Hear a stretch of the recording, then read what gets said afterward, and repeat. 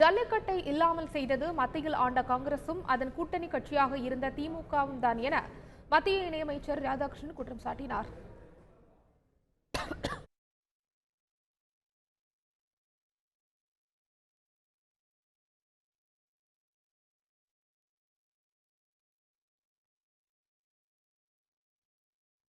ஜல்லிக்கட்டை நடத்த அனைத்து நடவடிக்கைகளையும் எடுத்து வருவதாக குறிப்பிட்டார். ஜல்லிக்கட்டை இல்லாம ஆக்கிட்டோம். 2011 காளையை காட்சி பொருள் அப்படி கூடிய நிலையில் ஒரு பட்டியலை கொண்டு வச்சு நாம அந்த நிலைமை கொண்டு வந்துட்டோம். ஜல்லிக்கட்டு இல்லாம ஆக்கியாச்சு.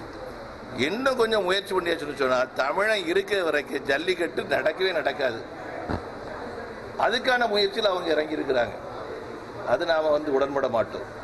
ஜல்லிக்கட்டு நடந்தாக வேண்டும். அதுக்கு என்ன பண்ணணுமோ அதுக்கு நாம அத்தனை முயற்சிகளும் பண்ணிக்கிட்டு இருக்கோம். இவங்களுடைய தமிழ் வளர்ச்சி ஆர்வம் இதெல்லாம் இந்த லட்சணத்தை எல்லாம் 50 ஆண்டுகளாக தெரிந்த காரணத்தால தமிழ் ஆர்வலர்கள் யாரும் போய் கலந்துக்க மாட்டாங்க.